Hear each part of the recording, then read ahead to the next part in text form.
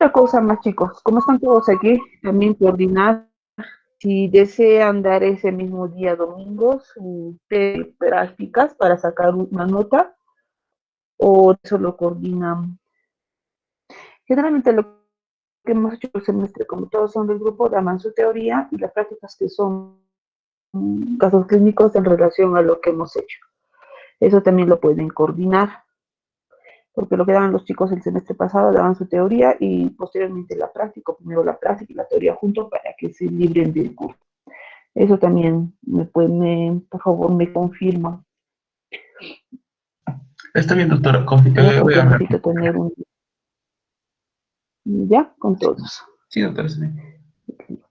Entonces, el día de hoy está programado lo que es la parte de anticonvulsivantes, segunda parte, ¿no es cierto? Lo que respecta a anticonvulsivos modernos, porque ya los clásicos hemos hecho, y el manejo del estatus convulsivo, ¿ya?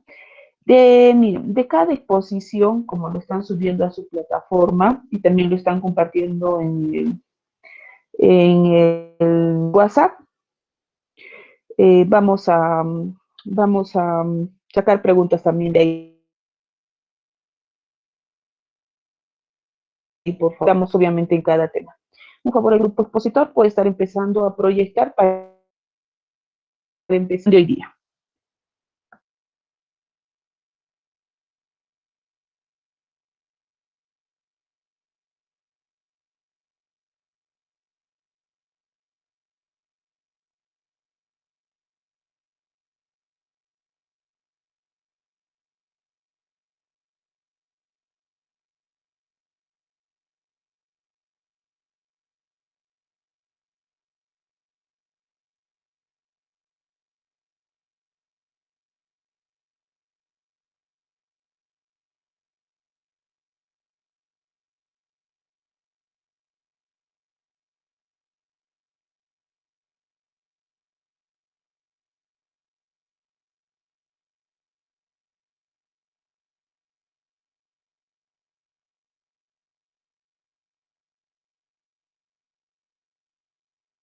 No olvidarse que si sus compañeros hacen sesión de preguntas, me dictan su apellido para considerarles. Al final, por favor, de la exposición, el grupo a sus compañeros. Doctora, buenas tardes. ¿Se ve las diapositivas? Eh,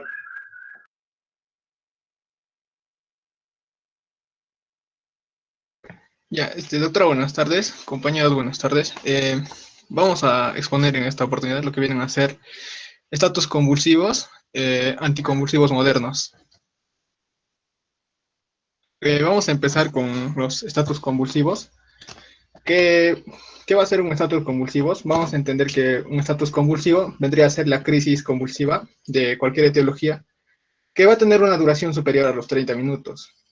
O también se le considera como una sucesión de crisis convulsivantes más breves, pero sin una recuperación de la conciencia. Todos ellos con una duración superior a 30 minutos. Dentro de los factores etiológicos que vamos a tener, van a ser 5. Vamos a tener factores etiológicos idiopáticos, factores sintomáticos remotos, factores febriles, sintomáticos agudos y también encelopatías progresivas. Eh, Dentro de los factores febriles y los sintomáticos agudos, van a tener predominio en lo que vienen a ser en niños menores a 3 años y los idiopáticos en personas de 4 a 15 años. En el cuadrito del costado vamos a ver la etiología de los estatus epilépticos. En lo que vienen a ser en niños, vamos a ver que los de sintomatología aguda vamos a tener que son entre el 17 y 52%. Todos ellos se va a dar generalmente por meningitis bacteriana o meningitis viral. Los febriles van a estar en una cantidad de 23% al 30%. Y los sintomáticos remotos en 16 a 39%. Tenemos que tener en cuenta que las secuencias a largo plazo también se van a relacionar estrechamente con la etiología. Siguiente diapositiva. Acá vamos a tener un mapa conceptual en lo que va a explicar la fisiopatología de lo que viene a ser el estatus convulsivo. Vamos a ver que el estímulo del sistema nervioso vegetativo, con hipertensión arterial, taquicardias, hiperglicemia, también hipertermia. Va a haber lo que viene a ser aumento del metabolismo cerebral. Todo ello va a requerir un mayor consumo de oxígeno y de glucosa. Esto gracias al incremento del flujo sanguíneo cerebral. También vamos a ver que las contracciones musculares van a elevar la temperatura sistémica y la del núcleo supraóptico, con secreción de secreciones inapropiadas de hormonas antidiuréticas. Se va a producir hiponatremia y descenso del umbral convulsivo. Luego vamos a ver que se va a producir un aumento de los estímulos que producen convulsiones. Los mecanismos que inhiben o terminan las convulsiones de nuestro organismo van a ser ineficientes, por la falla de supresión que está mediada por las GABA. Los neurotransmisores involucrados vamos a tener que van a ser excitatorios o inhibitorios. Acá vamos a tener al glutamato. En los excitatorios tenemos al glutamato, al aspartato y la acetilcolina. Y los inhibitorios vamos a tener a las GABA. También vamos a ver que a medida que se prolonga el estatus, se hace más resistente a la acción de medicamentos que se unen al GABA. Las complicaciones que se pueden dar, vamos a ver que puede haber complicaciones metabólicas como acidosis láctica, hipoglicemia, complicaciones renales como mioglobinuria, o también complicaciones cardíacas como arritmias, fallas cardíacas y complicaciones respiratorias como una neumonía. Siguiente diapositiva. Ya. Para el tratamiento tenemos que tener en cuenta que primero debemos mantener una adecuada función vital y evitar posibles complicaciones en el paciente. Segundo, tenemos que terminar con la actividad convulsiva de una manera segura y rápida y evitar la morbilidad asociada al tratamiento. Debemos comenzar con una estabilización inicial en la que tenemos que ver, antes de detener las convulsiones, tenemos que proveer una adecuada oxigenación al paciente, posicionarlo y prevenir la aspiración y daños físicos. Debemos mantener la vía aérea permeable, retirar cuerpos extraños de la boca y eventualmente el uso de cánulas bucofaríngeas. Luego vamos a ver que tenemos que tener tratamiento con oxígeno, en la que se le va a administrar oxígeno al paciente. Si se va a requerir el uso de reagentes neuromusculares, debe considerarse el monitoreo con un electroencefalograma. Otras medidas que tenemos que utilizar son la corrección de la hipoglicemia, los fluidos de mantención, la resucitación con volumen o drogas vasoactivas. Esta etapa inicial de la estabilización se debe realizar dentro de los primeros 10 minutos y junto con ello debemos iniciar la terapia anticonvulsivante. Los exámenes auxiliares que vamos a tener que utilizar son la determinación de glicemia, la toma de gases arteriales, calcio, magnesio, un hemograma, un examen toxicológico para examen de función hepática, cultivos y niveles plasmáticos de drogas. Y también tenemos que guardar estas muestras para estudios posteriores. Siguiente diapositiva. En cuanto al tratamiento farmacológico en estatus convulsivos, tenemos que ver que para evitar la cascada fisiopatológica que lo expliqué anteriormente, debe interrumpirse la actividad paroxística neuronal y también la actividad convulsiva. Y la selección de fármacos, los fármacos que vamos a seleccionar tienen que cumplir ciertas características, como son una adecuada disponibilidad para su utilización en vía intravenosa, la eficacia en convulsiones agudas de cualquier etiología. Debe tener una potencia suficiente que va a permitir la utilización de volúmenes pequeños. El fármaco debe tener una penetración rápida en el sistema nervioso central y también debe tener una permanencia larga en el sistema nervioso para que el efecto conseguido sea prolongado. Luego también tiene que tener buena tolerabilidad. Quiere decir que debe haber ausencia de efectos adversos sistémicos y locales. Y también tiene que haber la posibilidad de utilización posterior del fármaco por vía oral. En el cuadrito del costado vamos a ver los fármacos que vamos a utilizar en el estatus convulsivo y las características ideales que éstas cumplen. Tenemos al fenobarbital, a la fenitoína, el diazepam y el valproato. En cuanto al fenobarbital, vamos a ver que sí es disponible vía intravenosa, pero no posee una eficacia amplia. La potencia, si la posee, es rápida, persiste en el sistema nervioso, pero no es tan bien tolerable y sí tiene mantenimiento. La fenitoína sí está disponible, no es tan eficaz, tampoco es potente y tampoco es rápido, pero sí persiste en el sistema nervioso central. Es mal tolerable y tiene buen mantenimiento. El diazepam sí está disponible intravenosa, es eficaz, tiene buena potencia, es rápido, pero no persiste mucho tiempo en el sistema nervioso central y también posee mala tolerabilidad y no tiene buen mantenimiento. El valproato también va a estar disponible, es eficaz, pero no tiene buena potencia, también es rápido, persiste en el sistema nervioso. Este sí es el mejor tolerable en comparación a los otros tres y también tiene buen mantenimiento. Siguiente diapositiva. Acá vamos a ver unos cuantos fármacos que se utilizan en lo que viene a ser el estatus convulsivo, de los cuales ya hablamos en la clase teórica con la doctora de unos, pero mis compañeros van a explicar de los otros dos, como son el levetiracetam y el topiramato. Las benzodiazepinas, el mecanismo que va a utilizar sería la modulación alostérica de los receptores tipo A del ácido aminobutírico. Va a poseer una acción rápida, es de fácil administración y es de preferencia como terapia inicial. El efecto adverso que puede producirse sería una depresión respiratoria o también apnea y hipotensión. El fenobarbital es un barbitúrico potente, es más eficaz que la fenitoína sola. El mecanismo que va a utilizar vendría a ser mediante el aumento de la respuesta de acoplamiento de las proteínas del GABA. Va a poseer una vida media larga y vendría a ser un depresor respiratorio, especialmente si lo administramos junto al benzilpiperacina.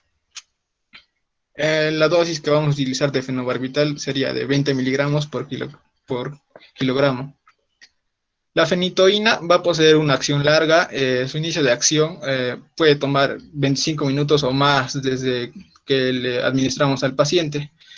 La dosis vamos a ver que es 20 miligramos por kilogramo o si es diluido 10 miligramos por mililitro, en infusión menos a 1 miligramo kilogramo por minuto. Este fármaco es poco depresor respiratorio y del sistema nervioso central. Los efectos adversos, vamos a ver que se puede producir hipotensión, arritmias y son poco frecuentes en los niños. El ácido valproico es el anticonvulsivante de amplio espectro que va a modular los canales de sodio y calcio y también es un inhibidor del ácido aminobutírico.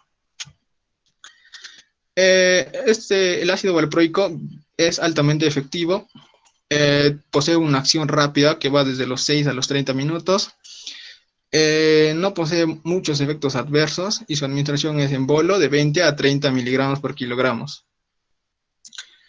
Y los dos últimos que ya vendrían a ser anticonvulsivantes modernos, que ya lo van a explicar mis compañeros posteriormente, vamos a tener al levetiracetam, que tiene múltiples modos de acción.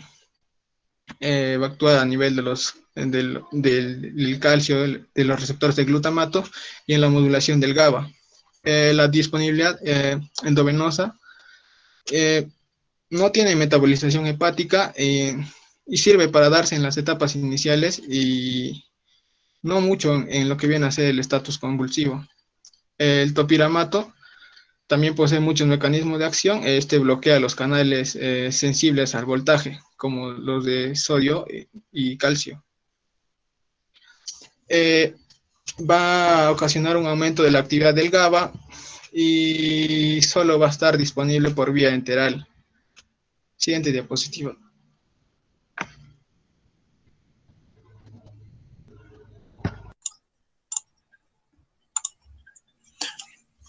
Ya hablando de lo que son ya los anticonvulsivantes modernos, también se les puede agrupar dentro de la tercera de anticonvulsivantes de tercera generación o de amplio espectro, pero mejor es agruparlos dentro de los modernos. Tenemos principalmente a la lamotrigina y a la vigabatrina. En este cuadro de aquí, por ejemplo, podemos resumir. En el primer cuadro vemos algunos, por ejemplo, a la carbamazepina o al ácido valproico, que son algunos de los más usuales. En este cuadro hemos querido resumir, por ejemplo, que se puede, aparte de los esquemas que ya se presentan, podemos administrar lo que es la lamotrigina o vigabatrina, ah, como para potenciar los efectos. Hay que tener en cuenta que, por ejemplo, la motrigina o la vigabatrina y la vigabatrina tienen características que van a ayudar al paciente, ya sea por el tiempo de vida que tienen, que es muy largo, los cuales van a ser beneficiosos para el paciente. En el último, por ejemplo, en caso de etosuximida, que es un fármaco únicamente para los ataques epilépticos, eh, caracterizados como ausentes, especialmente en niños. Este podría ser acompañado de la motrigina o no, porque el fármaco de elección es etosuxamida, ¿no? Entonces, no es muy necesario la motrigina. Ahora, en cuanto a la clasificación, tenemos que ver el mecanismo de acción. Por ejemplo, los principales mecanismos de acción tenemos a la disminución de actividad excitatoria de la glutaminérgica, en el cual destacan lo que es la lamotrigina y el felbamato. Pero como estamos tocando ahorita la motrigina, quise señalarlo. Después tenemos la reducción de la hiperexcitabilidad eléctrica, en los cuales destacan, por ejemplo, lo que es la fenitoína, la carbamazepina y el ácido valproico. Y en otra clasificación del mecanismo de acción, tenemos la facilidad de la actividad inhibitoria del GABA, en el cual destaca vigabatrina. En cuanto al mecanismo de acción de la motrigina, por ejemplo, podemos ver el mecanismo principal que se le atribuye es la disminución de la liberación de glutamato y también va a inhibir los canales de calcio. Como pueden ver en el cuadro de la derecha, está señalado los principales mecanismos de acción, en el cual está como bloqueador de canales de calcio.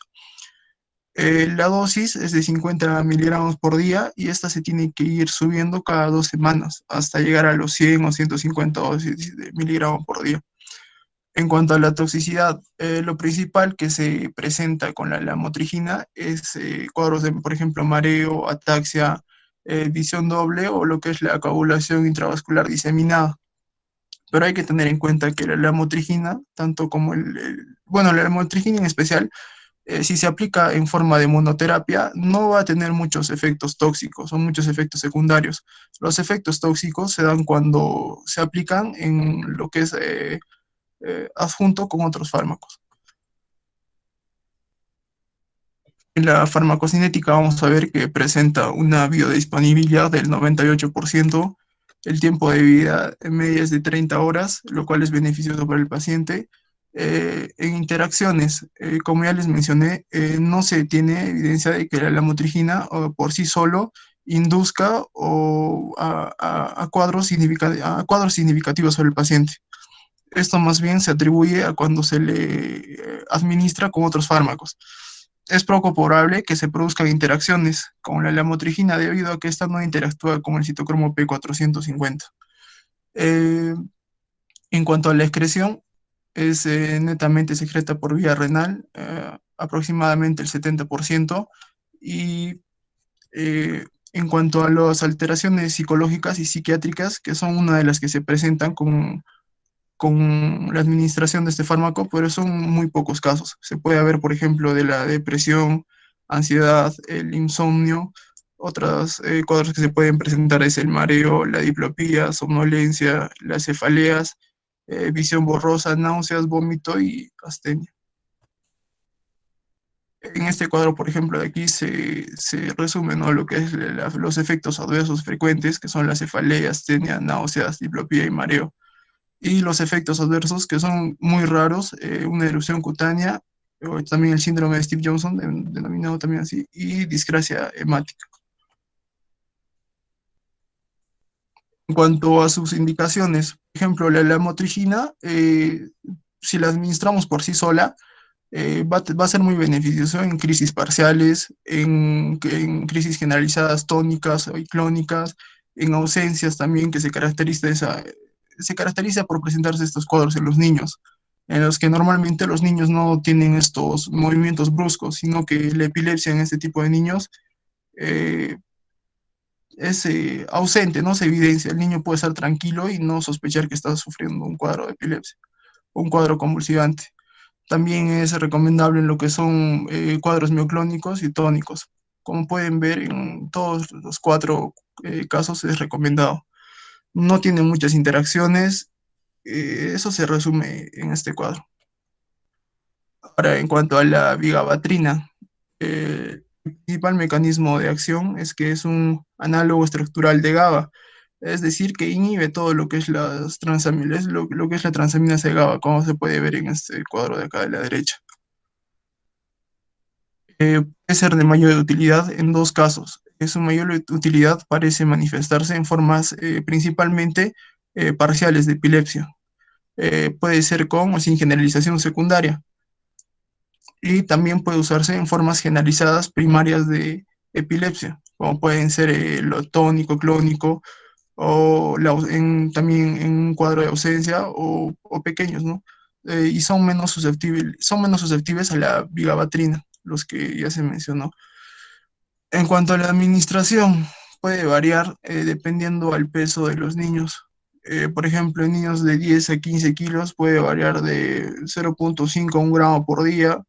En niños que pesen de 15 a 30 kilos puede variar de 1 a 1,5 gramos por día. Y en niños que pesen de 30 a 50 kilos puede variar de 1,5 a 3 gramos por día. En cuanto a la sobredosis, el tratamiento vendría a ser lo que es un lavado gástrico, en caso haya intoxicación por sobredosis. Intoxicación, ¿no? La farmacocinética, vamos a ver que presenta una biodisponibilidad del 80%, del 80 al 90%. Esta no produce inducción de la enzima hepática, el citocromo P450. Si se administra después de haber consumido alimentos, no va a modificar significativamente su absorción. En cuanto al tiempo de vida media, varía. Puede ser de acuerdo hasta 5 hasta 8 horas en pacientes con una insuficiencia renal, y mayormente es eliminada el 70% en la orina. En cuanto a las interacciones, va a tener algunas interacciones, como por ejemplo lo que es la fenitoína, el fenobarbital y la primidona. Hay estudios en los que se ha registrado disminución de los niveles plasmáticos de estos tres fármacos, con la administración conjunta de estos tres fármacos. También va a tener ligera disminución de la hemoglobina, pero esto no tiene ninguna significancia clínica, es mínimo. En cuanto a las reacciones adversas, del 6 al 20% de pacientes presenta somnolencia. También se puede haber agitación e insomnio en niños, en un 9%, y los principales van a ser las alteraciones psicológicas y psiquiátricas, como pueden ser la astenia, un 5%. El paciente puede presentar alucinaciones en un 5% y confusión. También puede desencadenar en nerviosismo, irritabilidad, depresión, trastornos del pensamiento, etc.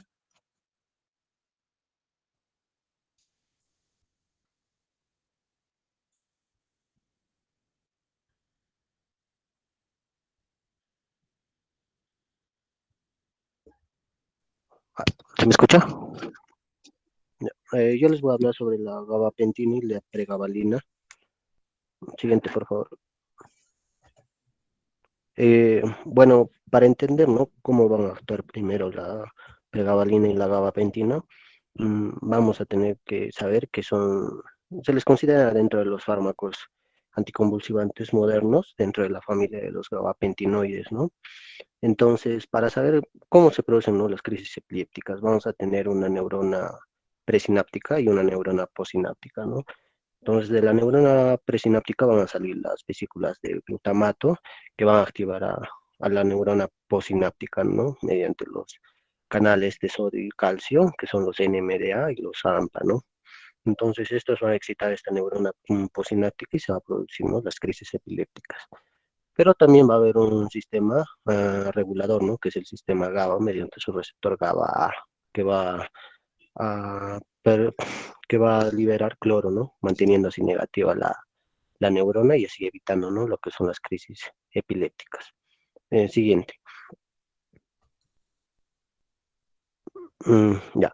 Dentro de su mecanismo de acción, primero vamos a ver, ¿no?, que estos gabapentinoides, tanto la gabapentina como la pregabalina, a un principio se crearon para que actuaran como potenciador, ¿no?, lo que es del GABA. Como podemos ver acá en la imagen del superior derecha, tienen como núcleo base, ¿no?, lo que es la misma estructura, lo que es el GABA, ¿no? Tanto la gabapentina como la pregabalina. A un principio se creía que iba a actuar como potenciador de esta GABA, ¿no?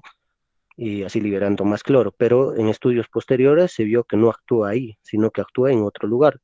¿Dónde va a actuar? En los canales de calcio dependientes de voltaje, especialmente en la subunidad alfa 2 delta, ¿no? Que son los canales de calcio dependientes de voltaje, ¿no? Que ha sido identificado como su sitio de acción actualmente, tanto la gabapentina como la pregabalina, ¿no?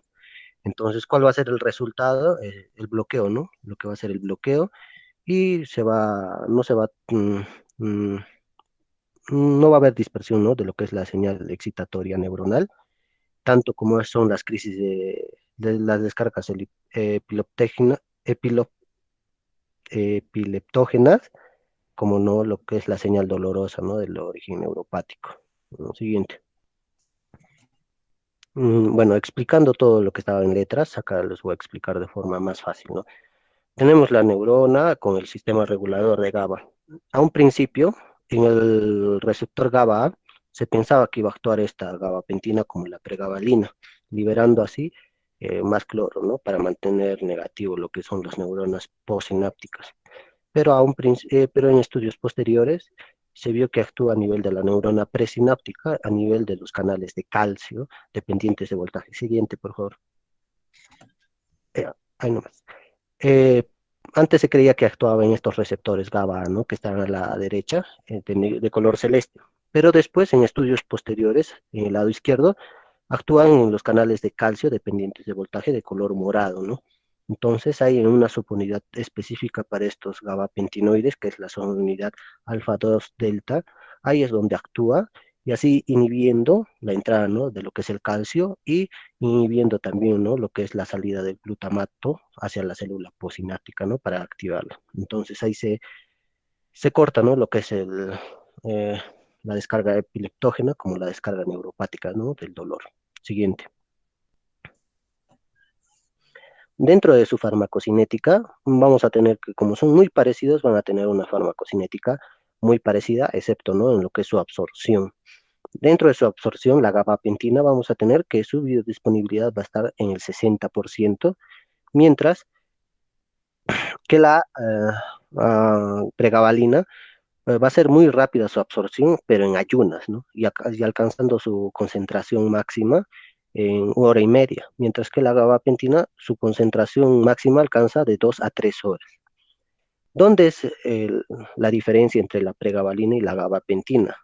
Que en la pregabalina los alimentos van a disminuir la concentración máxima, entonces que van a retrasar el tiempo de concentración máxima casi al doble, o sea, 3 horas, de 2 horas y media a 3 horas. Eso entonces la pregabalina va a estar eh, eh, para efectos rápidos, se va a tener que dar en ayunas, ¿no? La distribución, la mayoría de bibliografía dice que s- no se unen a proteínas, ¿no? Algunas dicen que se unen en menos del 2% o menos del 3%, y el metabolismo vamos a ver que no se van a metabolizar, ¿no? Dentro de la eliminación vamos a tener que estas dos se van a eliminar mayormente por la orina, ¿no? En un 100%, y tanto la pregabalina como la gabapentina van a tener un tiempo de vida media de 5 a 7 horas, ¿no? Las dos. Siguiente.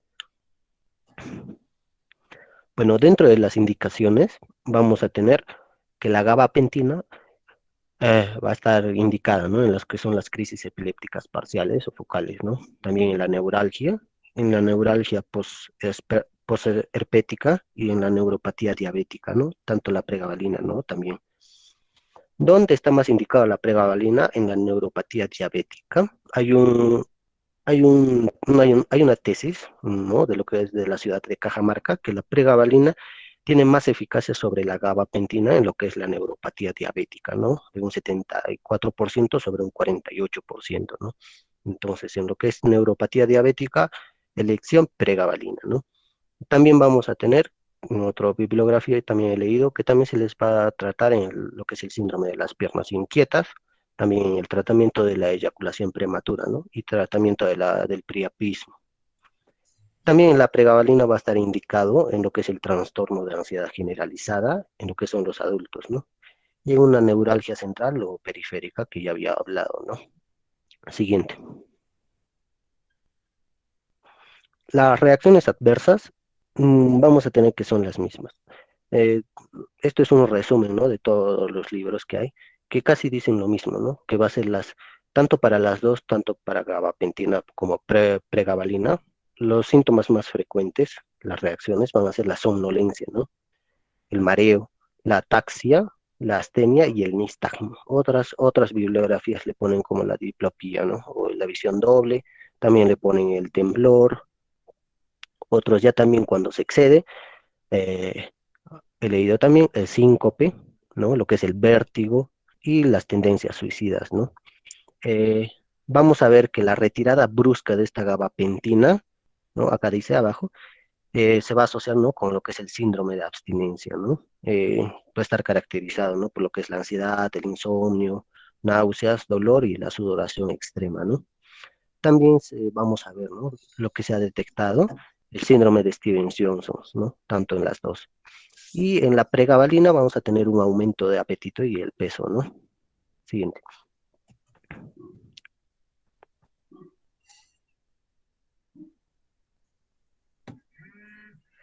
Ya, bueno, continuando con la exposición, vamos a hablar respecto al topiramato y la... ¿Ya?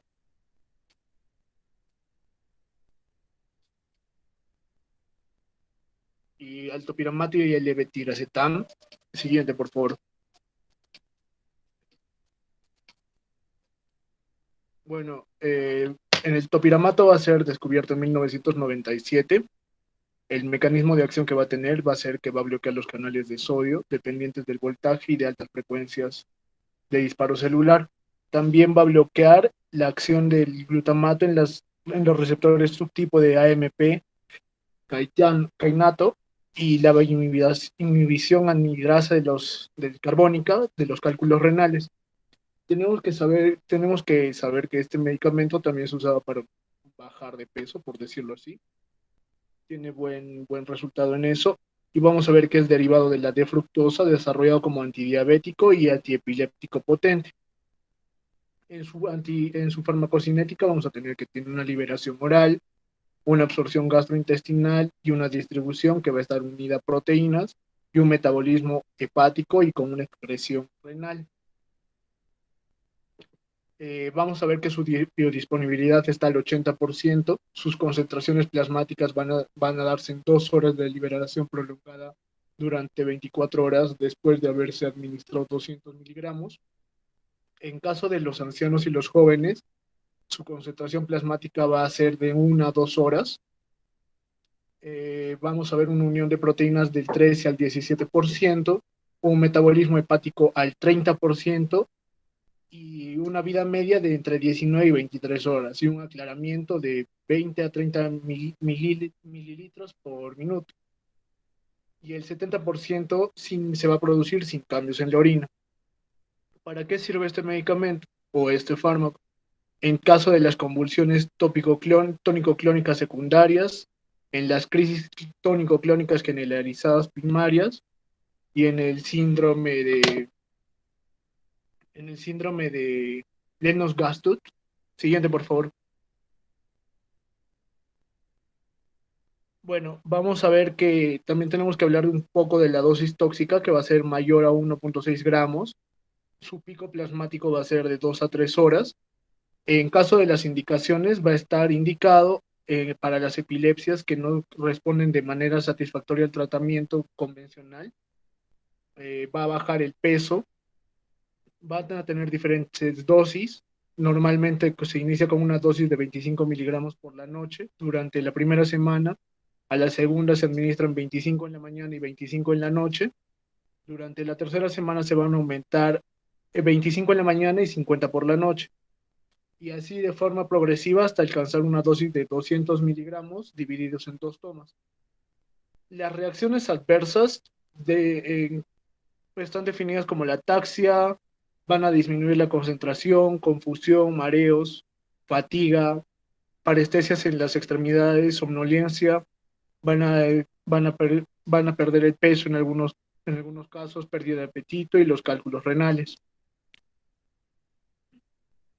Vamos a ver también que en caso de intoxicación se va a dar un aspirado, un lavado gástrico con carbón activo. Si, si va a desarrollar convulsiones con BZD, una acidosis tubular renal y bicarbonato de sodio en algún caso. Siguiente, por favor.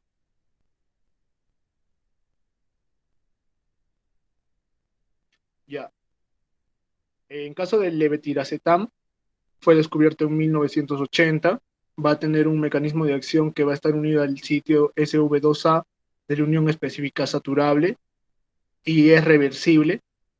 Reduce la corriente de los canales de calcio activadas por alto voltaje. Va a derivar de la inhibición de las corrientes GABA y la glicina inducida por los moduladores aldostéricos negativos.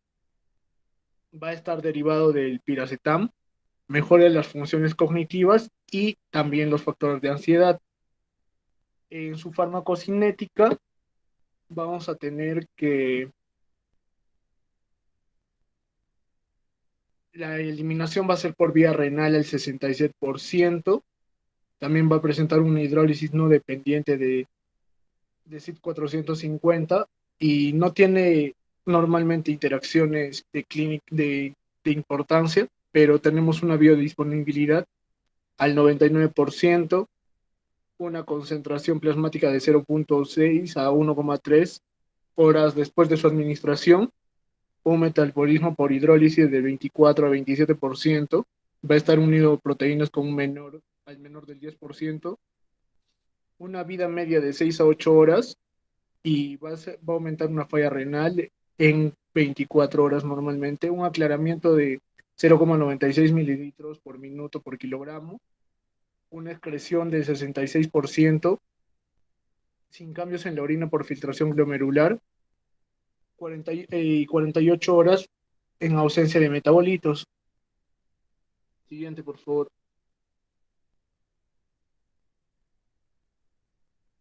Bueno, ¿cuál es el uso del levetiracetam?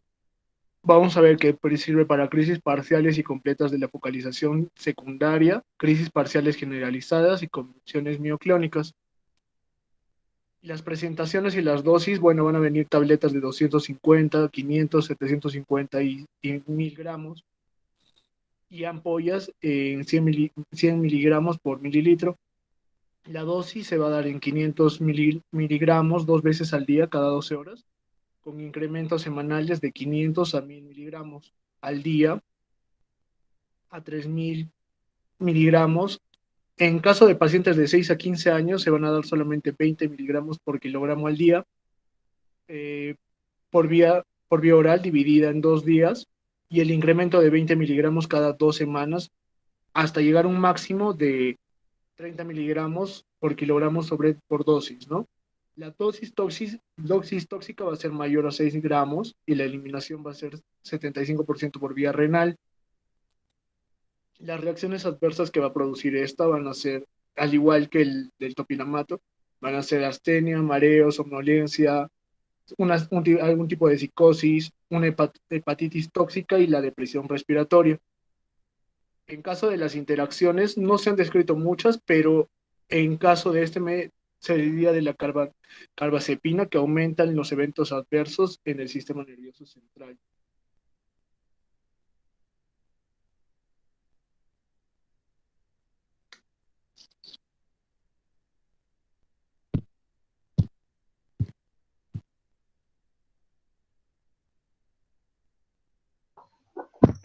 ¿Concluyeron, chicos?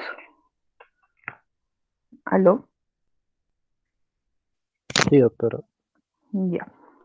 Bueno, primero voy a hacer una sesión de preguntas para ustedes y por favor posteriormente formulan sus preguntas para sus compañeros.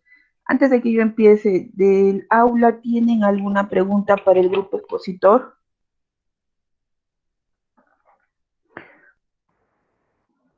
¿Alguien que o está claro todo? Nilo, dime.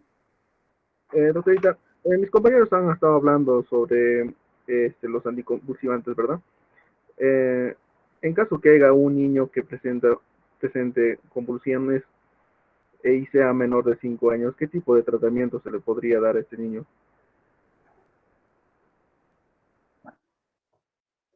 Chicos, Doctora, disculpe, no le escuché. Nilo, a ver, repíteles por favor. ¿Cuál sería el tratamiento de primera línea frente a un niño menor de 5 años que presente una epilepsia o una convulsión? Doctora, ¿puedo responder? Merma. Puede ser el diazepam. Puede ser diazepam. La dosis es de 0.1 a 0.3 miligramos por kilogramo. Los chicos que han expuesto.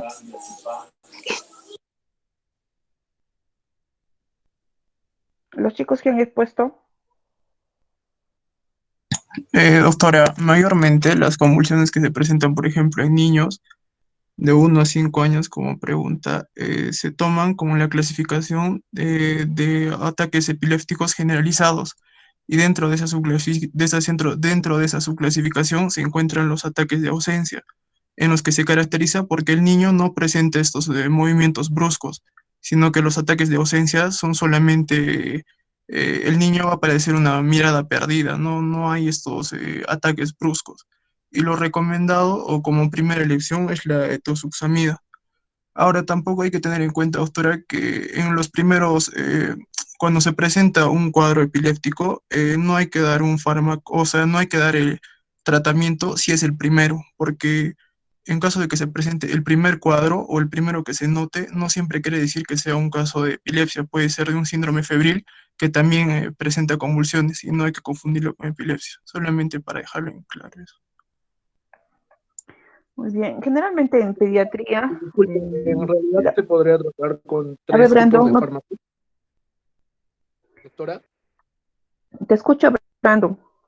Ya, doctora. Entonces, como esa pregunta salió de las clases de laboratorio, y bueno, respondiéndoles a todos, al grupo en general, se pueden usar 3 tipos de fármacos, como puede ser el ácido valproico, la etoxizusamida y la motrigina, ¿no? Eso sería el tratamiento, pero dependiendo del número de crisis que presente el niño, va a poderse utilizar uno y viendo el mejor sería el ácido valproico. Para que se ordenen, una cosa es una sola crisis y otra cosa es un estatus epiléptico en un niño, ¿no es cierto? Lo más frecuente en pediatría lo que tienen que determinar es la causa de la crisis o de la convulsión que esté presentando el niño. Generalmente en los niños lactantes y niños menores de 5 años, la primera causa de estas crisis son las convulsiones febriles. Ya las convulsiones febriles, entonces. Obviamente, si es que el niño está convulsionando, tenemos que controlar tanto la convulsión como también la fiebre, porque la causa de eso es la fiebre. Y descartar algunos tipos de infecciones coasociadas. Los anticonvulsivantes, en caso de que es una crisis tónico-clónica, aparte de bajar la fiebre, puedes usar una benzodiazepina. Se puede usar, pero a la par también en estos pequeñitos hay que descartar cuadros metabólicos, o sea, por ejemplo, una simple hipoglicemia puede llevarlo a un lactante a una convulsión. Entonces, de repente su tratamiento es solo subirle la glucosa. ¿Ya? Entonces, no es que toda convulsión sea epilepsia. Es generalmente en los niñitos hay que descartar otras causas, no solo en los niñitos, sino en general. Causas metabólicas como hipoglicemia, en niños fiebre, alguna alteración electrolítica, etcétera, ¿ya? Entonces, se maneja dos cosas, siempre les he dicho, manejo general, el A, B, C, D, E, y manejo farmacológico a la par, ¿ya? Dentro del manejo general están ya al toque, se tiene que evidenciar si es fiebre o es hipoglicemia, de lo que esté exacerbando su convulsión o lo que esté llevándolo a la convulsión. Y aparte, si es que sigue convulsionando, le pueden iniciar con una benzodiazepina, de que tenga el inicio rápido. Listo. ¿Alguna otra pregunta? Ahora, en lo que es crisis de ausencia, no confunda.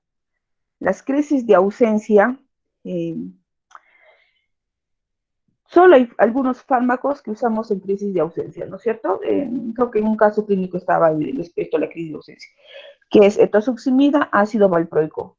O se coasocia o se puede usar lo que es también la motrigina, pero no asociarlo al ácido valproico. Va a depender si es una crisis de ausencia simple o una crisis de ausencia que se está asociada típica a otro tipo de convulsión.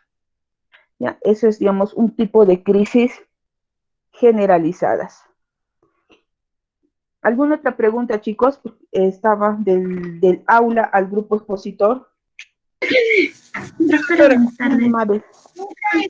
Ya, buenas tardes. ¿Había algunos criterios que se tengan que aplicar para un adecuado tratamiento para una embarazada? Respecto a los anticonvulsionantes, ¿cuáles son los que debería de aplicar para darle un buen tratamiento, ¿no? Y el efecto no salga afectado. ¿O qué consideraciones tiene que tener? ¿Te refieres a una embarazada que ya convulsionaba o una embarazada que recién convulsiona durante el embarazo? Durante el embarazo, doctora. Ya, o sea, que no tiene antecedentes de epilepsia, porque son dos situaciones diferentes. Sí. Entonces, lo que Mabel está queriendo saber qué manejo, qué precauciones debemos tener, porque son dos cosas diferentes, ¿eh? Que una gestante convulsione durante el embarazo sin antecedentes o una gestante que tenga antecedentes convulsione. Son dos cosas. Usted, a ver, primero el grupo expositor, ¿algo al respecto sabe?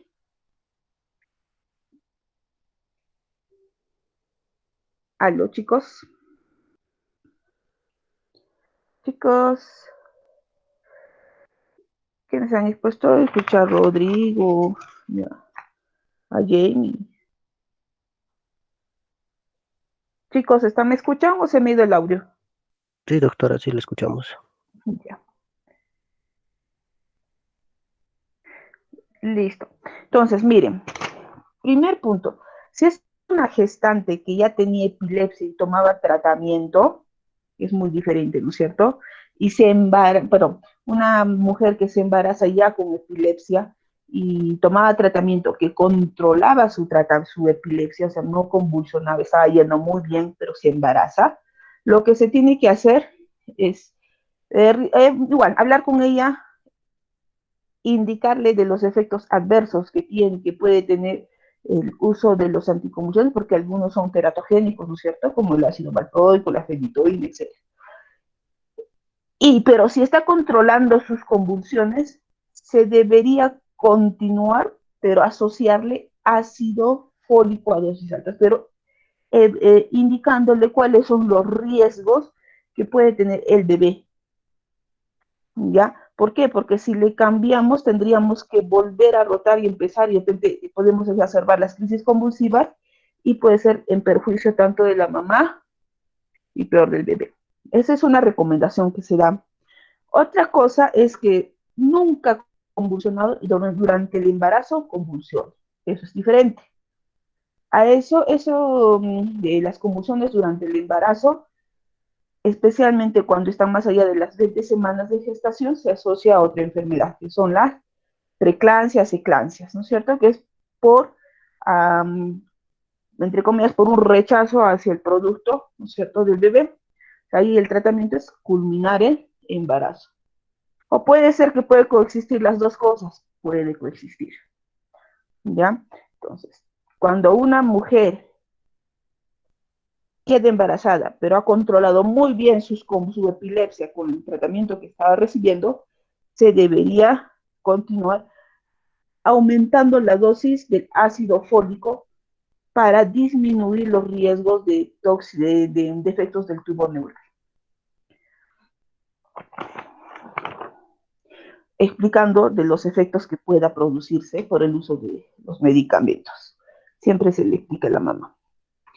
Ya, ¿alguna otra pregunta, chicos, del alumnado para que yo empiece con mi sesión? Doctora, disculpe, no le entendí. Dime, Sí, Mari. doctora, no le entendí bien. En caso de que digamos la embarazada por primera vez esté convulsionando, ¿cuál sería el tratamiento? Ya, mira, una mujer que gesta y que convulsiona durante el embarazo, sobre todo más allá de las 20 semanas, esa es otra patología, eso se llama eclampsia. ¿Qué significa?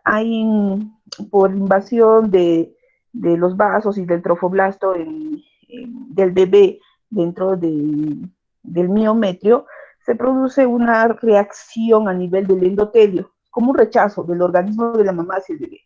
El tratamiento ahí es culminar el embarazo, sea la edad gestacional que sea.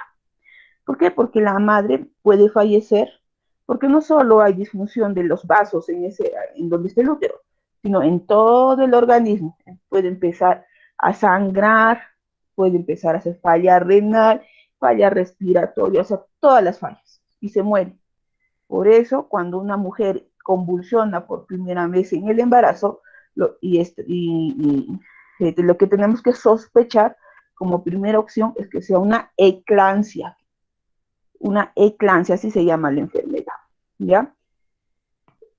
Hay signos premonitorios, sí, algunos signos que nos pueden hacer sospechar de que es una eclampsia, pero ahí el tratamiento es culminación del embarazo y posterior soporte de la madre. Se inicia sulfato de magnesio, fluidoterapia, se trata de controlar la presión, porque a algunas se les sube mucho la presión, en algunas no, porque hay diferentes manifestaciones de la eclampsia. Eso es muy diferente. Otra cosa es que la señora convulsionaba, tomaba su tratamiento y se embaraza. O deje de tomar su tratamiento durante el embarazo por el miedo a que pase el bebé y empiece a convulsionar. ¿Alguna otra pregunta?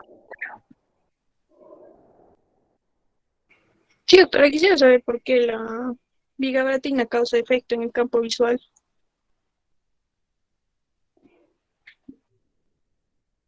Chicos, ¿por qué la vi? A ver, por favor, ¿puedes repetir tu pregunta? Mari, creo que fue. Sí, doctora. No, Sofía. Sofía, ¿puedes repetir, por favor, tu pregunta? Ya.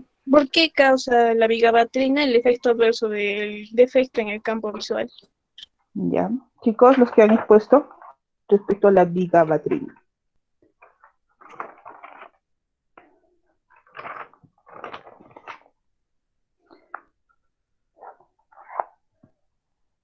A ver, se han ido, creo, los que han expuesto. A ver, dice acá, Rodrigo abandonó la sesión. Estoy acá, doctora. ¿Qué ha pasado, chicos? Ya, respondan, por favor. ¿Por qué? A la pregunta de Sofía.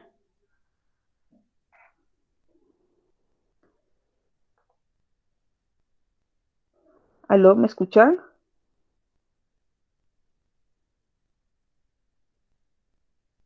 Sí, se escucha, doctor. Ya, la pregunta de Sofía es ¿por qué la perdón, vigabatrina causa defectos del campo visual.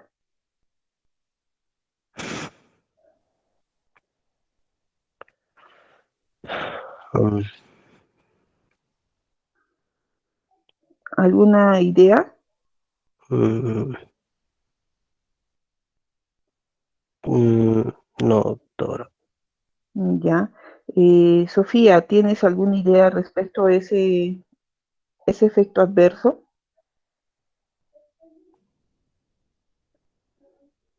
Estaba leyendo y dice que causa un defecto en el campo visual periférico Ya, después de los 9 meses de haber tratado con vigabatrina. ya. Y el ¿Y por paciente qué no crees que puede pasa más o girar. menos? Pero Y eso doctora, no ese explica cambio, en el artículo. Por A eso ver, quería Brandon, saber. dime. pero doctora, ese cambio no dificulta la agudeza visual y solamente es durante la primera semana de dosificación. Eso está descrito. Y aparte de los cambios de la detección de visuales, no hay demasiados estudios para ver los defectos de los cambios visuales, como lo denomina mi compañera. Eso sería la respuesta, porque es momentáneo, voy por decirlo así, pasajero. Ya, pero ahí puede causar pérdida de la visión o no, o solo disminución momentánea de lo que es la...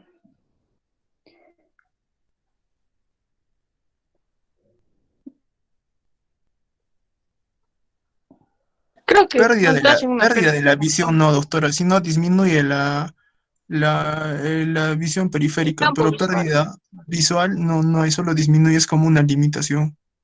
Ya, porque estaba viendo también, bueno, es una pregunta que la podemos resolver todos, que sí hay casos de reportes, pero son raros casos, de reportes de toxicidad retiniana por vigabatrina.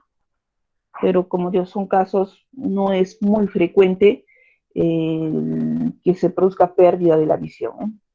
Pero son casos, reportes, y hay que analizar bien por qué se produce toxicidad retiniana con el uso de vigabatrina.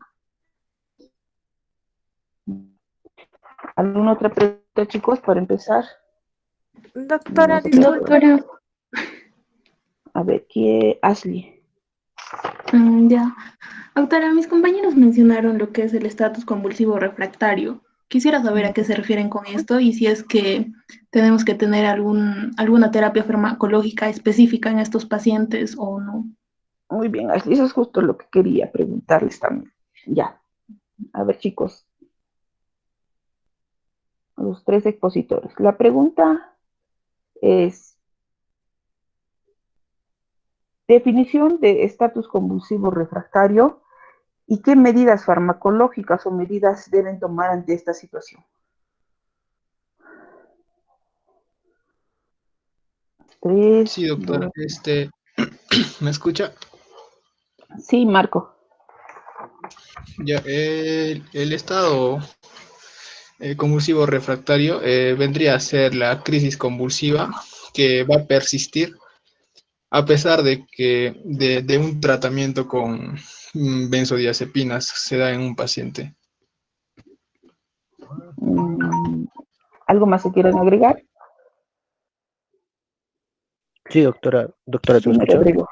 Sí, sí, te escucho. Sí, acerca, ¿no?, de este estatus refractario, hay un artículo, ¿no?, que lo clasifica, ¿no?, que dice que este estatus refractario no se va a dar como las crisis que van a persistir a pesar de los tratamientos con benzodiazepinas y otros anticonvulsivantes, ¿no? Y también este artículo nombra los estados superrefractarios, ¿no?, que son los que van a Ujú. persistir después del uso de agentes anestésicos por más de 24 horas.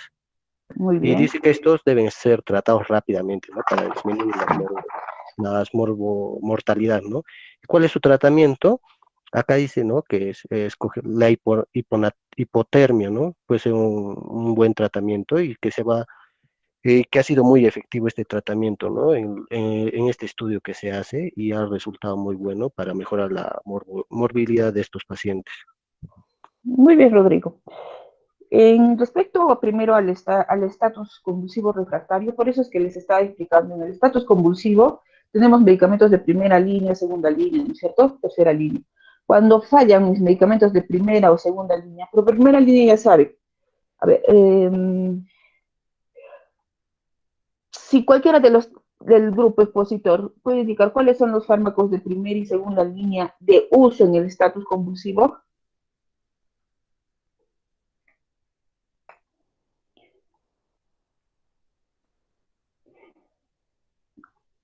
¿Me escucharon, chicos? Los medicamentos de primera y segunda Doctora, línea de uso.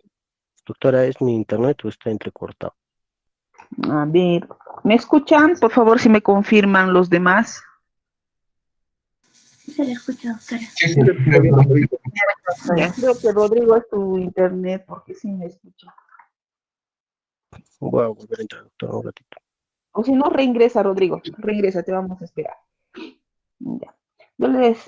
Antes de empezar con eso, la pregunta a los otros compañeros expositores es, ustedes han dicho que la definición de estatus convulsivo es aquella persona que convulsiona más allá de los 30 minutos o no recupera la conciencia entre las crisis. Pregunta, si viene un paciente, donde están ustedes, imagínense que está en una posta, ya, y está convulsionando, y el familiar les dice que desde su casa hasta la posta han pasado 8 minutos. ¿Ustedes lo consideran como estatus convulsivo? Sí y no, ¿y por qué? ¿O esperan a que pase la media hora? ¿Quién me responde? ¿Me entendieron la pregunta? ¿Cierto? Recién entré, doctora, ¿puede repetir, por favor? Ya. La pregunta es, ustedes están en una posta como médicos, serunistas. Les llega un paciente que está convulsionando. El familiar les dice, desde mi casa hasta la posta son 8 minutos. Para ustedes, ¿eso es un estatus convulsivo o no es un estatus convulsivo? Y dos, ¿o tienen que esperar a que pasen los 30 minutos de la definición teórica? ¿Qué dicen? ¿Qué dice en el grupo o qué dice el resto? Doctora, se tienen que Doctora, esperar los 30 A ver, minutos. Brandon primero. Brandon quería hablar. Se tienen que esperar que la crisis persista durante aproximadamente 30 minutos en 2 o más veces repetidas. Ya, a ver, ¿alguna otra opinión? Doctora, Dime, creo que, Milagro. no sé, si llega un paciente que está convulsionando, primero darle un calmante que se le da el diazepam y luego sacarle una tomografía o algo para saber por qué está convulsionando.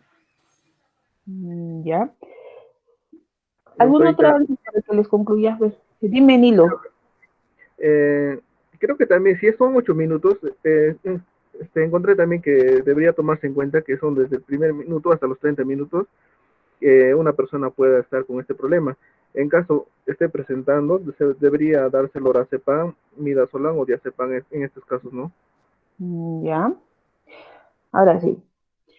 La definición que ustedes han puesto de los 30 minutos y varias convulsiones sin recuperación de la conciencia es una definición que lo tenemos de hace muchos años, que se está modificando. ¿Por qué? Porque si un paciente está convulsionando más allá de los 5 minutos y nosotros vamos a esperar que pase 10, 15, 30, 10 o 30 minutos, el daño neurológico se puede hacer más permanente. Por eso se dice que aquel paciente que nos dicen que está convulsionando más allá de 5 minutos, ya lo debemos pensar en nuestro cerebro que ese paciente está en estatus convulsivo. ¿Ya? Porque está convulsionando mucho tiempo y mientras más tiempo convulsione, más daño neurológico. Obviamente que a la par, cuando nos llega como profesionales de la salud, tenemos que controlar esa convulsión. Los medicamentos de primera línea han dicho que son las benzodiazepinas, ¿no es cierto? Ahora, ¿qué tipo de benzodiazepinas usan en estos pacientes con estatus convulsivo? Pueden usarse 2 opciones, doctora, el diazepam o el midazolam. El diazepam en dosis de 0,2 miligramos por kilogramo y el midazolam en caso de 0,1 miligramos por kilogramo. Ya, y segunda línea, no responde tu paciente, sigue convulsionando, ¿qué pones? Se Pasa, tendría que administrar fenobarbital, doctora. a ver, antes del fenobarbital, porque el fenobarbital es muy depresor del sistema Fenitoína, respiratorio. fenitoína. Fenitoína. ¿Cómo ponen la fenitoína? Eso sí tiene que ser. ¿Cómo se pone la fenitoína? Se pone así, en bolo, lo cargo y lo pongo en bolo. ¿Cómo ponen la fenitoína? Por vía intravenosa. Ya, por vía intravenosa, pero ¿de qué forma? Así, de frente, cargo mi ampollita y le inyecto hacia la vena. La dosis Primero, va a ser de... Responde. A ver, Rodrigo, te escucho. vamos a ver, ¿no? Vamos a ver si hay pacientes, ¿no? Con hipotensión y arritmias, ¿no? Entonces, en pacientes que no tengan esto, se va a dar, ¿no? Lo que es la fenitoína en 20 miligramos por kilo, ¿no? En bolo a 50 miligramos por minuto, ¿no? Pero cuando hay estos pacientes con hipotensión y arritmias, porque tiene un efecto antiepiléptico muy prolongado, se tiene que enlentecer, ¿no? Lo que es esta velocidad de administración a 25 miligramos por minuto, ¿no? Ya. Miren, cuando tú ya saben, medicamentos de primera línea, pues usan sus benzodiazepinas. No responde, pueden estar, van a escuchar ese término en los hospitales, epaminizando, o sea, fenitoinizando. ¿Qué quiere decir? Utilizan sus dosis de carga de fenitoína de 15 a 20, dicen, 20 miligramos, porque es lo que más o menos son 10 ampollas, lo diluyen y le pasan lentamente. No es que se carga la ampollita y se inyecta directamente, porque a veces puede cristalizar y podemos causar otras complicaciones en donde hemos inyectado, en donde está, perdón, la vía periférica. Luego de ese medicamento de fenitoína, imagínense que su paciente sigue convulsionando, estamos en un estatus epiléptico refractario. ¿Cuál es el siguiente paso? No responde su paciente. ¿Cuál es el siguiente paso, chicos? Cualquiera.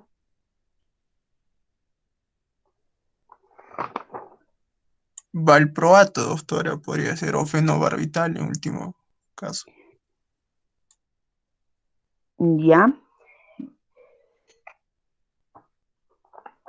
Entonces, el medicamento, digamos, en siguiente escala, que deberíamos usar, y que lo tenemos a la mano, porque el ácido valproico, generalmente no lo tenemos hacia al alcance en las emergencias. Tenemos en presentación oral, es muy difícil encontrarlo en ampollas. Es raro, no es muy frecuente tenerlo así.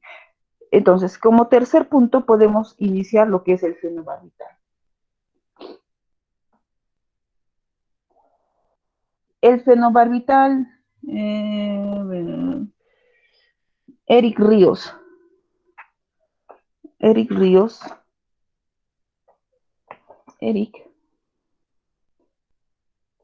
¿Está Eric Ríos? Ya se fue, creo. Presente, doctora. Eric Ríos. ¿Cuál es el mecanismo de acción del fenobarbital?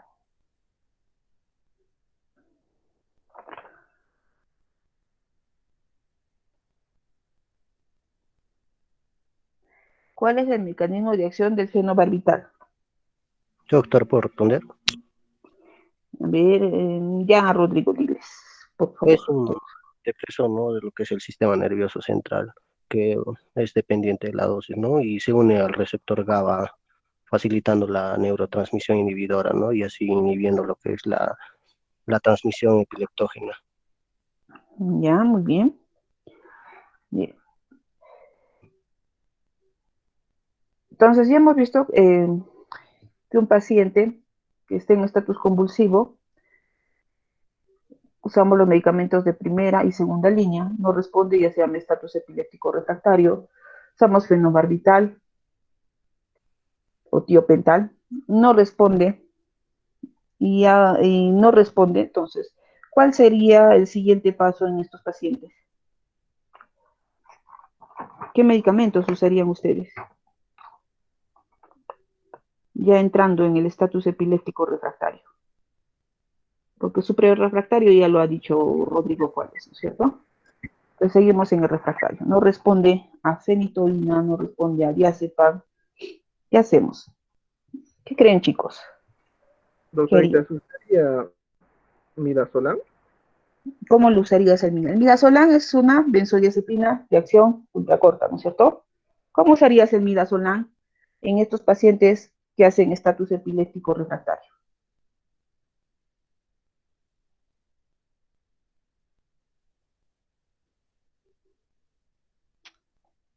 A ver, chicos. Doctora, en caso del midazolam se va a usar 0,1 0,2 miligramos por kilogramo en bolo y luego 0,05 a 0,5 miligramos kilogramos por hora. Pero también podría estar acompañado del tiopental, que va a ser de 3 a 5 miligramos por kilogramo de carga intravenosa, y luego 0,3 a 9 miligramos kilogramos por hora según la respuesta del paciente. Ya. Pero también lo adecuado que deberíamos de considerar es que si, tendríamos que intubar al paciente si la crisis continúa. Muy bien, ¿no es cierto, Brando? Obviamente, con un monitoreo del electrocardiograma por un tiempo de 10 horas o 12 horas, ¿no? Miren, Para luego sí, poder disminuir la dosis. muy bien. Miren, si su paciente sigue convulsionando, a pesar que ustedes están manejando adecuadamente en las dosis los medicamentos previos que hemos mencionado, y el paciente sigue convulsionando, tenemos que inducirlo al coma, ya sea al coma barbitúrico o al coma con otros medicamentos no barbitúricos. Si vamos a los barbitúricos, podemos usar el tiopental, ¿no es cierto? Como le está diciendo en la dosis, todo en infusión continua. Y como vamos a inducir al coma, obviamente el paciente, como estos son depresores respiratorios, va a dejar de respirar, tenemos que intubarlo y conectarlo a un ventilador. ¿Ya? Entonces, esa es la siguiente escala para el tratamiento del estatus epiléptico refractario. Inducción del coma, ya sea con barbitúricos o ya sea con benzodiazepinas, como el midazolam, pero en infusión continua. O sea, ¿qué quiere decir? Que todo el ratito está pasando en bombitas el medicamento, continuamente, pero ya no va a respirar porque estamos usando dosis tan altas que causa un poco de depresión o causa depresión respiratoria, entonces tenemos que ayudar. A ver, el paciente sigue convulsionando a pesar que le hemos inducido, entre comillas, al coma, con la dosis que nos indica la literatura, pero en el monitoreo sigue convulsionando. ¿Qué hacemos? ¿Cuál es el siguiente paso?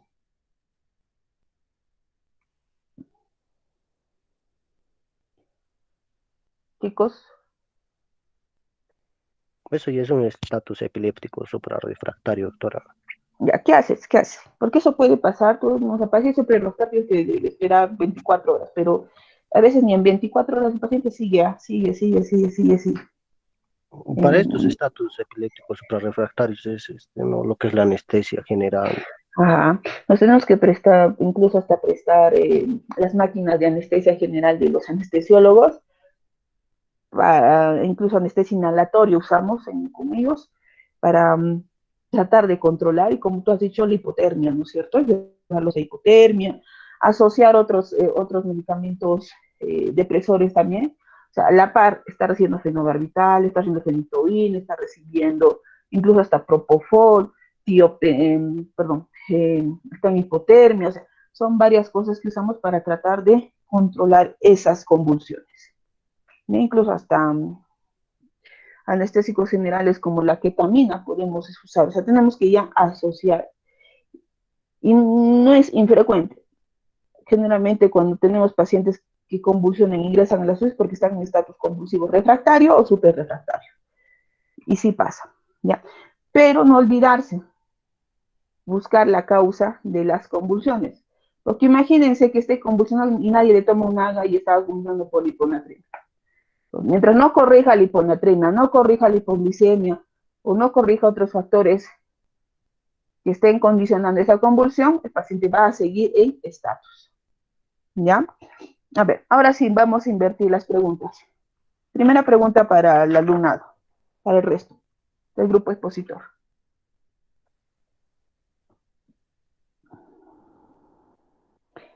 Chicos. Ya, doctora, yo comienzo. A ver, Rodrigo. Dentro de los gabapentinoides, una reacción adversa, ¿no? Cuando se retira estos medicamentos así de golpe, causa un síndrome. ¿Cuál es ese síndrome y cuáles son las manifestaciones clínicas de este síndrome, ¿no? Dime, Bracy. Doctora, se va a causar el síndrome de abstinencia. Ya. Rodrigo, ¿qué opinas de la respuesta de Brace? Sí, faltan los síntomas, los signos. Ya, ¿qué síntomas presenta este paciente Brace para que completes tu respuesta? ¿Puedo completar, doctora? Dime, Luz. Es ansiedad, insomnio, náuseas, dolor y sudoración. Rodrigo. Está bien, doctora. Muy bien. Segunda pregunta. Dime, Bracy. Doctora, también falta lo que son los problemas gastrointestinales, que va a ser como náuseas, vómitos, cólicos. Ya. Ya todo lo que es referente al síndrome de abstinencia que hemos dicho, o sea, y así como va a haber síndrome de abstinencia, que lo vamos a ir repitiendo, que hemos visto en benzodiazepinas, lo vamos a repetir ahora en opioides este lunes. También nos ha mostrado, Rodrigo, que se puede producir por anticonvulsivantes tipo gabapentina, ¿no es cierto? ¿Qué otra pregunta tienen, por favor, del alumnado del grupo expositor? Siguiente pregunta.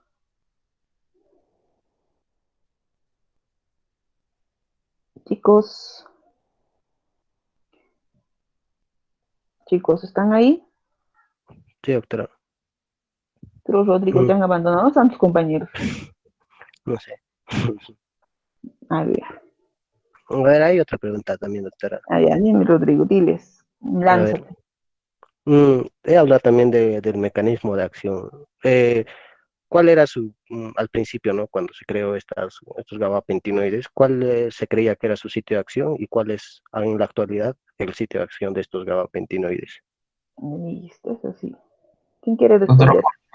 Doctora, ¿puedo responder? A ver, ¿quién? Quiero escuchar la voz de un chico. Así. Criseli. Rodrigo Costilla, doctor. Ya, Rodrigo y luego Criseli. Si es que Rodrigo no responde.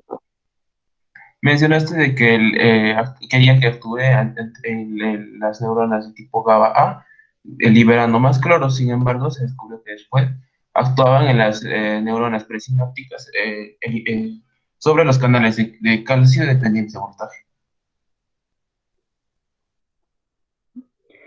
Rodrigo, ¿qué le respondes a Rodrigo? Sí, pero actúa en un sitio específico de estos canales de calcio. En la subunidad alfa 2 delta, creo.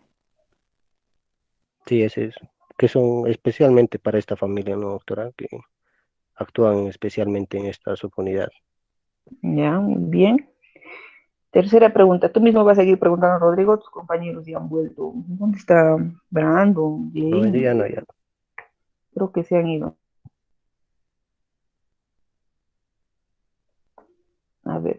Pásame, Rodrigo, un favor. ¿Quién de apellidos de todos los que han expuesto? ¿Yo, doctora, o quién, doctora? No, Rodrigo. Yo, doctora. Estamos Saji, Ya, Saji, bien. Carrión, Carrión. sí. Flores, Marco Flores Carrión. Marco. Y Brandon Mendivil. Ya, ¿qué ha pasado con Saji, Marco y Brandon? ¿Dónde están? Brandon, ¿estás ahí? Doctora, sí, disculpe. ¿Qué ha pasado? ¿Por qué no le están dejando solo a Rodrigo? Ya, una pregunta a tus compañeros. ¿Dónde está Jamie Saji? Se lo botó el sistema. Está No, acá. doctor, es que estamos enviando las preguntas al WhatsApp para que alguien lo lea, pero nadie lo ve, Ya, creo. cada una, a ver, hagan, porque he hecho 5 preguntas, ya han lanzado 2 preguntas. Ya, doctor. Brandon. Ya, Brandon, te escucho. Ya, doctora, en caso de levetiracetam, ¿cuáles son los efectos adversos que tiene? Ya.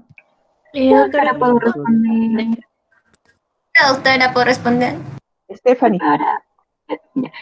Las reacciones adversas de este medicamento, más que todo, es la somnolencia, lo que destacaron, la astenia también, el mareo, psicosis, hepatitis tóxica, también como mencionaron en sus diapositivas. Sí, doctor, está Brando, bien. ¿Y cuál es la otra función de este mismo medicamento? ¿En qué otros casos se puede utilizar? Aparte de las crisis convulsivas. Doctora González, dijo que también Carmen, servía para bajar de peso, si no me equivoco. Ese es el Brando, topiramate. No, no, doctora, ese es el otro fármaco, el que expuse primero, Ay, el topiramate. Este sirve también para déficit de atención. Y ya, otra pregunta que tengo, ¿cuál es la dosis tóxica del levetiracetam? Yo, yo, doctora, ¿puedo responder? Luz, Es mayor a 6 gramos. Sí, doctor, está bien. listo. Ahora Marco, ¿estás ahí? Aquí ya han hecho Yo sus hijos. tenía que Algo más hacerlo. que ya. Ya, Jamie, te escucho. Sí, doctora, mi pregunta es ¿con qué periodicidad se tiene que aumentar la dosis de la motrigina?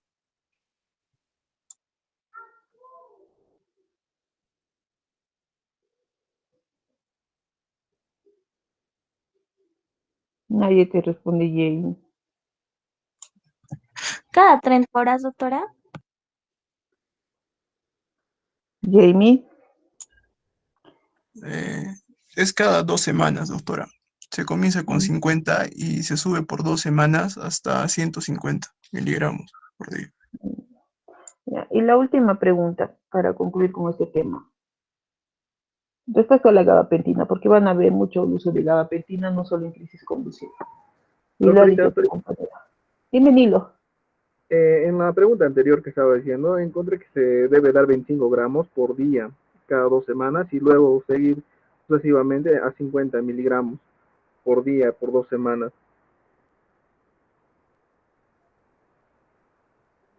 O sea, cada 2 semanas se tiene que ir aumentando. Y la motrigina que nos estaba preguntando qué dosis será Ujú. 25 miligramos una vez al día, pero por 2 semanas. Y después de 2 semanas, cambiarlo a 50 miligramos una vez por día por 2 semanas también. Ujú. No, pero por eso, pues, por eso se inicia de 25 a 50 las dosis diarias y cada 2 semanas lo subes, ya no 50, sino a 100 la siguiente semana. Cada 2 semanas a 100 ya sube. Las siguientes 2 semanas diario a 150. Muy bien. Creo que los dos están hablando en el mismo término, solo que un poquito de las dosis se está confundiendo. Ya, la pregunta indicaciones de la gabapentina aparte de las crisis convulsivas. ¿Quién quiere responder? Para el dolor neuropático, doctora. Ya, Sofía. Dolor neuropático, ¿qué más? doctora, también para la Doctora, neuropatía diabética. Dime, Mari, Mari, sí. ¿o quién habla? Grace. La neuropatía diabética, doctora. Dolor neuropático, ya sea posherpético o diabetes. Doctora, Doctora, Dime, Rodrigo. Miriam va a pero hablar para, luego Rodrigo, porque Rodrigo está aquí expuesto. Miriam, te escucho. también está dentro del uso, doctora, de tratamiento para dolor crónico o dolor neuropático. Ya, Rodrigo, ahora sí, por favor, puedes. doctora, sí, la gabapentina está, ¿no?, en lo que son las neuralgias mayormente y lo que son las crisis epilépticas focales. En lo que sería la neuropatía diabética dolorosa, en ese, en esa, en esa investigación para sustentar la tesis, nos dice que de elección a, a este año es la pregabalina, ¿no?, que muestra una mayor eficacia. Y, y lo expliqué, ¿no?, en lo que es la farmacocinética, porque eh, actúa con mayor rapidez, ¿no? Alcanza un tiempo de concentración máxima en menor tiempo en comparación con la gabapentina. Gracias, Rodrigo, por tu aclaración. Listo, chicos. No sé si tuvieran alguna pregunta más respecto a este tema. De este tema vamos a tocar una pregunta o dos preguntas de lo que hemos estado discutiendo en esta última sesión, ¿ya? No sé si tuvieran, antes de cambiar de tema, si tuvieran alguna pregunta respecto a lo que han expuesto sus compañeros o a lo que hemos estado hablando durante casi media hora. Sí, doctora, disculpe. En la gabapentina sí se da para el dolor neuropático y empiezan a aparecer efectos adversos. ¿Se debe suspender o cómo se debería hacer? En una persona con diabetes. Rodrigo, Doctora, no, si no es sé. que la persona que está recibiendo gabapentina hace una reacción alérgica a la gabapentina, ¿qué Ajá. haces? Bueno, primero, como ya había explicado, no se debe quitar, ¿no? Así de golpe porque nos causa el síndrome de abstinencia, ¿no? Y lo que son mm, creo que dijo en paciente diabético, ¿no? Exacto. Dentro de los pacientes diabéticos, mm, también leí que, ¿dónde estaba? Lo tengo por acá anotado. Mm, bueno, tenía algo que ver, ¿no? Con lo que es con la diabetes, ¿no? Que estaba contraindicado, algo así leí, que la gabapentina estaba contraindicado en pacientes diabéticos. No me acuerdo muy bien esa parte, doctora. Lo usamos mucho en pacientes que tienen neuropatía diabética, si es que no tenemos pregabalina. Mm, sí, ahí es, pero al momento de quitar, no se debe quitar de golpe, ¿no? Sino se debe bajar poco a Exacto. poco las dosis. Como para evitar lo que es el síndrome de Síndrome de abstinencia de Cushing, rebote, ¿no es cierto? ¿no? Hay que También tener el mucho síndrome de cuidado. Cushing, también con los corticoides, poco a poco. Listo.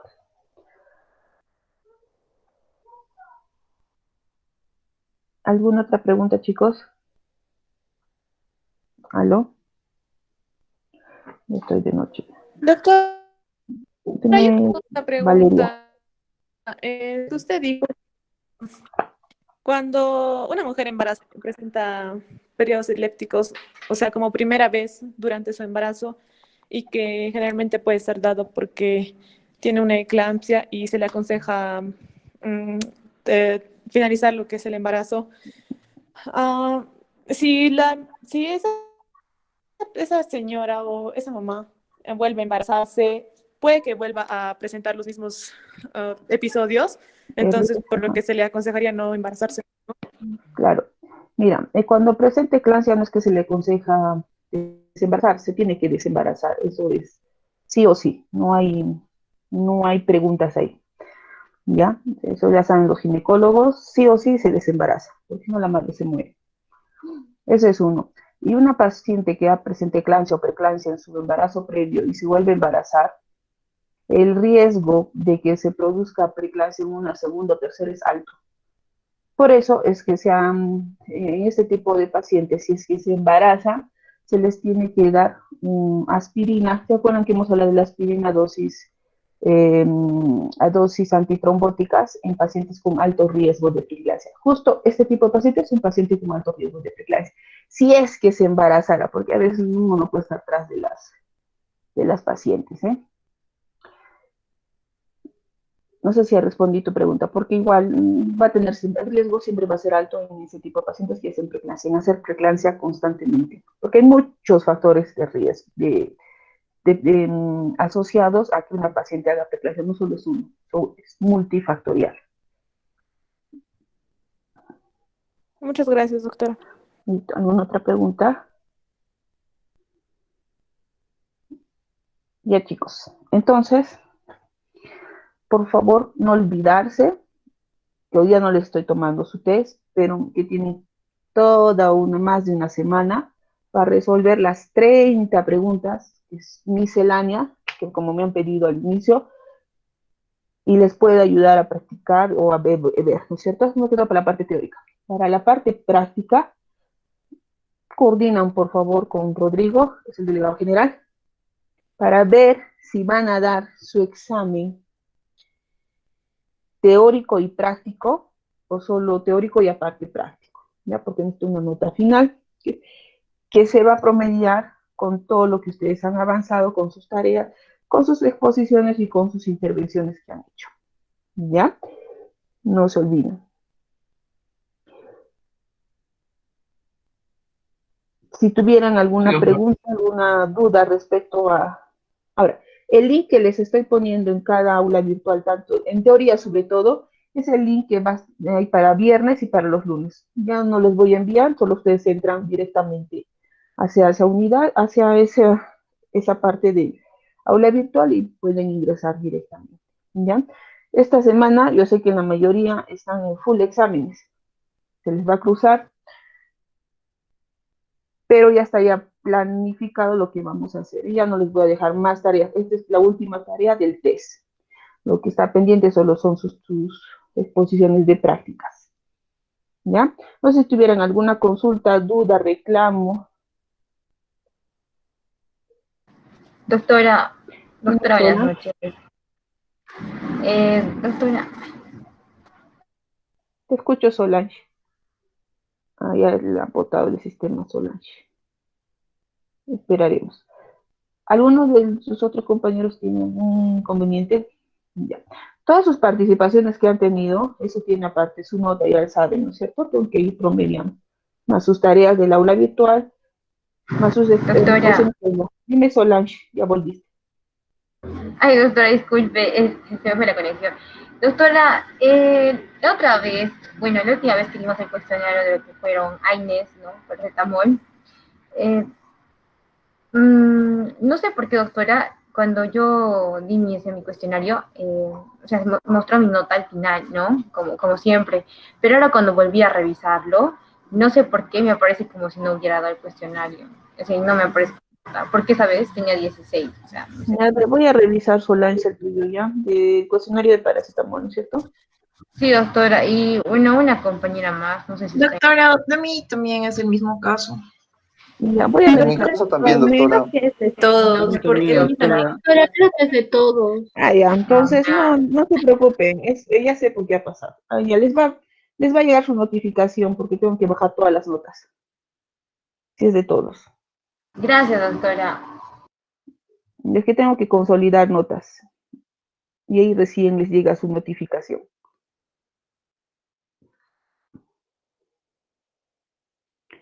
Listo, chicos. ¿Alguna otra pregunta? Entonces, son de Doctora, disculpa, en relación a IF y RS, ¿ha dejado algo?